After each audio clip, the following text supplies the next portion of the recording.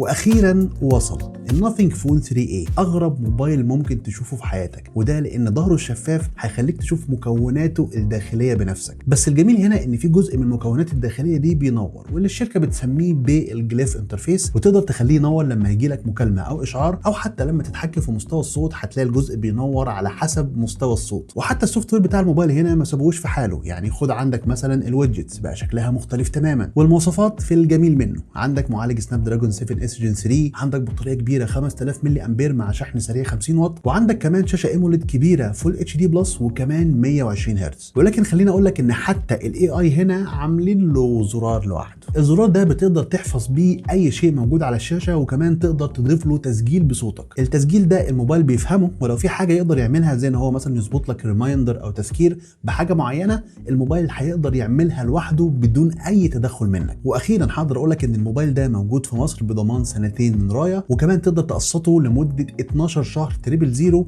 يعني من غير لا مقدم ولا فوائد ولا حتى مصاريف اداريه. ولو حجزته بشكل مسبق هتاخد معاه سماعه هديه، وكمان ضمان اضافي لمده سنه على الشاشه. اكتب لي في الكومنتات 3A علشان ابعت لك سعر الموبايل وكمان مواصفاته كامله، وما تنساش اللايك والفولو. تمام؟ سلام.